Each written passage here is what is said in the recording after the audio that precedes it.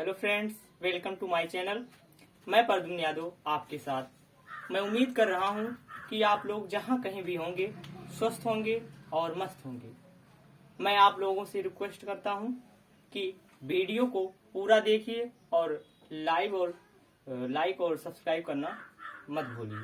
ठीक है, आइए आज हम बात करते हैं इलेक्ट्रॉनिक सिद्धांत के आधार पर विद्युत की व्याख्या। तो इसको समझने से पहले हम समझते हैं कि पदार्थ क्या होता है।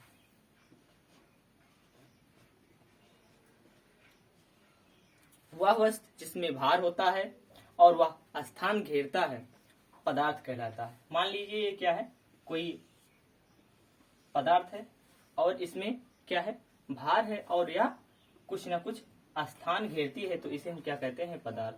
पदार्थ जो है छोटे छोटे कणों से मिलकर बना होता है, छोटे छोटे कणों से मिलकर बना होता है, जिन्हें हम लोग अणु कहते हैं। और इस अणु में पदार्थ के सभी गुण विद्यमान होते हैं और ये अणु भी किसी सूक्ष्म कणों से मिलकर बना है। ये जो अणु है सूक्ष्म कणों से मिलकर बना है, जिसे हम क्या कहते हैं, परमाणु कहते हैं। ऐसा नहीं है कि परमाणु ही सबसे सूक्ष्मतम कण है, परमाणु से भी कुछ सूक्ष्मतम कण पाए जाते हैं। देखिए, ये मान लीजिए क्या है, कोई परमाणु है यानी एटम है।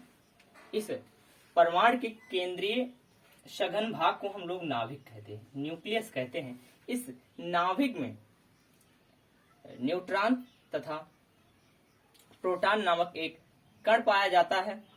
इस न्यूट्रॉन पर जो आवेश होता है वो शून्य होता है, ना ही इस पर धन आवेश होता है और ना ही इस पर ऋण आवेश होता है। और इस प्रोटॉन का जो आवेश होता है वो धनात्मक होता है और इसका मान जो होता है +1.6 × 10⁻⁻19 कूलाम।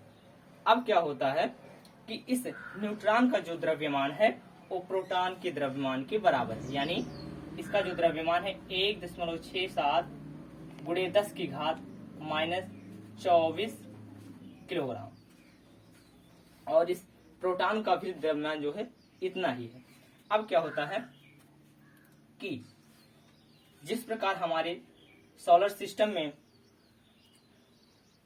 केंद्र का जो भाग होता है सूर्य होता है और इस सूर्य के चारों तरफ जो ग्रह होते हैं चक्कर लगाते रहते हैं, और उसी तरह हमारे जो एटम की जो स्ट्रक्चर है उसमें भी जो इलेक्ट्रॉन होता है इस न्यूक्लियस के चारों तरफ कक्षीय एवं चक्रण गति से गति करता रहता है, ऐसे ऐसे।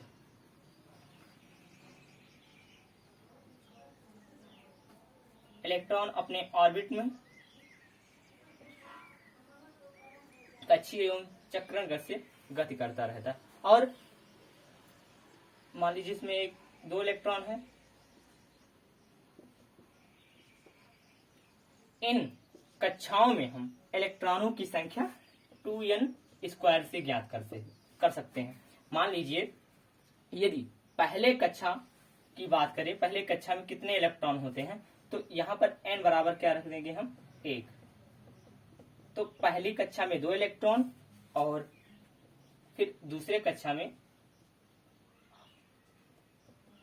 2 का वर्ग हो जाएगा, तो 2 × 2 का वर्ग 4 होता है, 4 हो जाएगा बराबर 8, यानी दूसरी कक्षा में 8। और तीसरी कक्षा की बात करें हम तो 3 का वर्ग हो जाएगा और 2 × 3 का वर्ग 9 हो जाएगा, और इसका 2 का जब गुणा हम 9 में करेंगे तो 18 हो जाएगा, यानी तीसरी कक्षा में जो है 18 इलेक्ट्रॉन है। इसको हम क्या कहते हैं, KLMN ऑर्बिट। ठीक है, तो ये जो इलेक्ट्रॉन होता है इस न्यूक्लियस के चारों तरफ चक्कर लगाता रहता है, और इस इलेक्ट्रॉन पर जो आवेश होता है ऋण आवेश होता है, -1.6 × 10⁻⁻19 कूलाम का आवेश पाया जाता है। तथा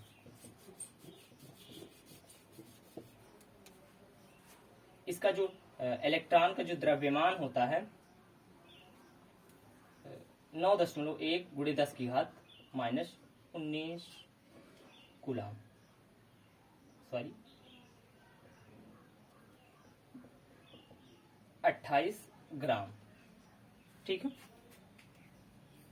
तो ये जो इलेक्ट्रॉन होता है इस न्यूक्लियस के चारों तरफ गति करता रहता है। अब क्या होता है कि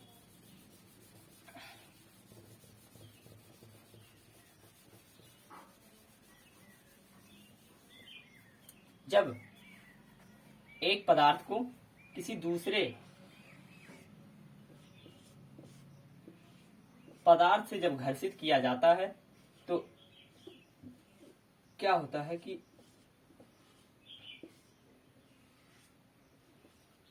इसमें इस न्यूक्लियस के चारों तरफ अपने ऑर्बिट में इलेक्ट्रॉन गति करता रहता है, और जब एक पदार्थ को दूसरे पदार्थ से जब घर्षित किया जाता है तो इलेक्ट्रॉन जो होता है बाह्य ऊर्जा प्राप्त कर कर क्या होता है कि इलेक्ट्रॉन यहां से निकलकर इस पदार्थ पर चला जाता है, यानी किसी दूसरे परमाणु पर चला जाता है, और जब इलेक्ट्रॉन जिस परमाणु से निकलता है उस पर धन आवेश छोड़ देता है और जिस पदार्थ पर पहुंचता है उस पर ऋण आवेश।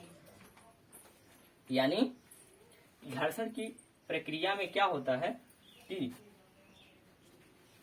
किसी भी परमाणु में इलेक्ट्रॉनों की संख्या तथा प्रोटॉनों की संख्या दोनों बराबर होता है। किसी परमाणु में जितना ही इलेक्ट्रॉन पाया जाएगा उतना ही प्रोटॉन पाया जाएगा।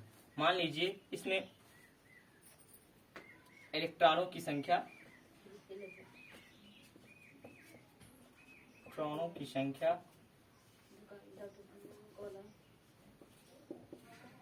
बराबर प्रोटॉनों की संख्या।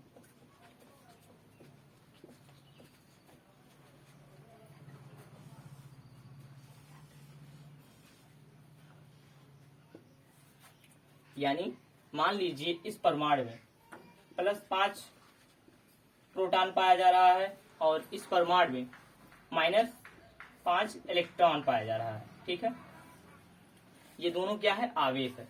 यदि हम इन दोनों आवेशों की गणना करें कुल कितना आवेश है तो क्या होता है कि +5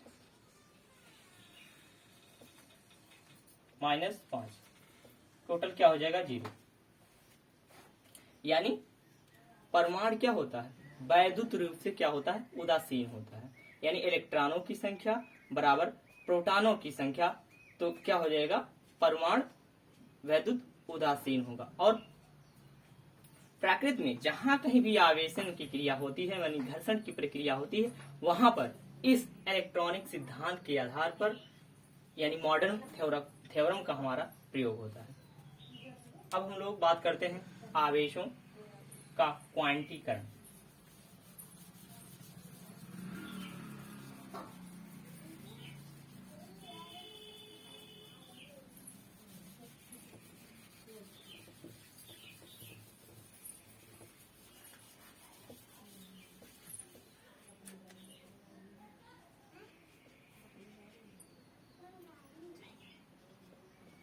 आवेशों का क्वांटीकरण।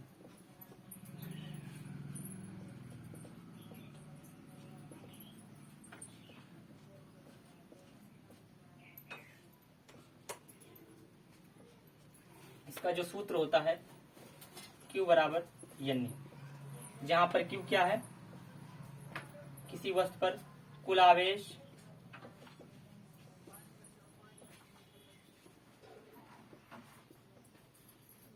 और N क्या है, कोई पूर्णांक है,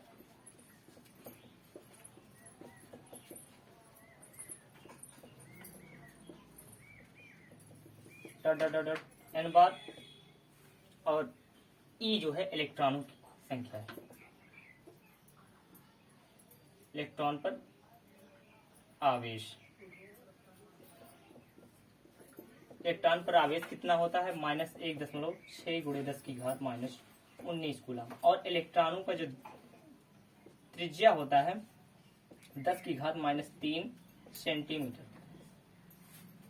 अब जो आवेशों का क्वांटीकरण है तो यह बताता है, यहाँ से यदि परिभाषा की बात करें हम, तो किसी वस्तु पर यानी किसी पदार्थ पर उपस्थित कुल आवेश, किसी वस्तु पर उपस्थित कुल आवेश एक इलेक्ट्रॉन का पूर्ण गुणज होता है, यानी के पूर्णांक का पूर्ण गुणज होता है।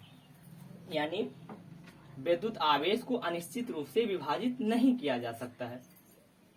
इसको हम ऐसे नहीं लिख सकते हैं कि 5/7 इलेक्ट्रॉन, 7/2 इलेक्ट्रॉन, ऐसा नहीं लिख सकते हैं। लेकिन फिर भी इस नियम पर कुछ अपवाद हैं, जिसे हम क्या कहते हैं, क्वार्क कहते हैं। क्या कहते हैं, क्वार्क कहते हैं। वो संख्याएं दो हैं, एक तो 1/2 इसके लिए और 2/3 इलेक्ट्रॉन इसके लिए क्या है, अपवाद है। ठीक है। तो किसी वस्तु अथवा किसी पदार्थ पर उपस्थित कुल आवेश तथा एक इलेक्ट्रॉन पर इस पूर्णांक का पूर्ण गुणज होता है, जिसे हम क्या कहते हैं, आवेशों का क्वांटीकरण, यानी आवेश को अनिश्चित रूप से विभाजित नहीं किया जा सकता है। यानी इसको जहां भी कहीं लिखेंगे पूर्ण गुणज में लिखेंगे, यानी जैसे 5 इलेक्ट्रॉन, 2 इलेक्ट्रॉन, इस प्रकार। लेकिन ये क्या है, दो संख्याओं के लिए क्या है, अपवाद है। अब हम बात करते हैं आवेश संरक्षण का सिद्धांत।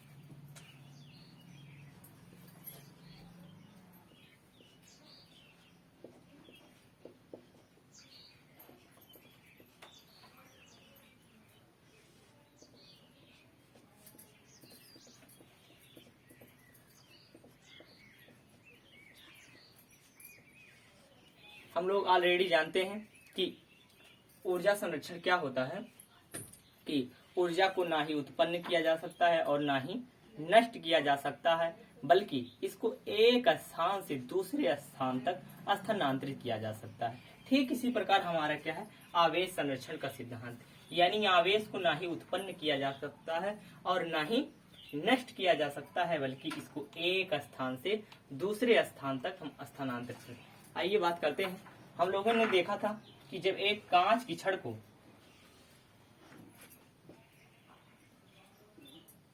मान लीजिए क्या है, कोई कांच का छड़ है और ये क्या है, कोई रेशम का टुकड़ा है, यानी पीस है, मान लीजिए ये कोई छड़ ही है। ठीक है। अब क्या हुआ, इसमें घर्षण के पहले क्या है, इस पर जो उपस्थित कुल आवेश कितना है, 0। अब क्या हुआ, जब इस कांच की छड़ को, ये क्या है,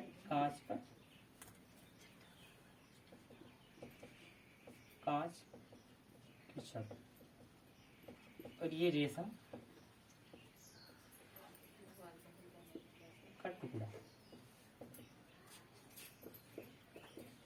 ठीक है। अब क्या होता है, जब इस कांच की छड़ को जब इस रेशम के टुकड़े से जब आपस में घर्षित किया जाता है, तो इस कांच की छड़ पर इलेक्ट्रॉनों की कमी के कारण इस पर धन आवेश आ जाता है, यानी प्रोटॉनों की अधिकता के कारण इस कांच की छड़ पर धन आवेश आ जाता है, और इस रेशम के टुकड़े पर इलेक्ट्रॉनों की अधिकता के कारण इस पर जो आ जाता है, ऋण आवेश आ जाता है, इलेक्ट्रॉन की अधिकता के कारण। यानी अब इस पर अगर हम देखें तो कांच की छड़ पर कितना +5 आवेश उत्पन्न हुआ है, और इस रेशम की जो टुकड़ा है उस पर क्या है, -5 आवेश है। तो क्या होता है, ये +5 और -5 जब ये जोड़ेंगे आवेश, तो क्या हो जाएगा, इसका मान 0 हो जाएगा।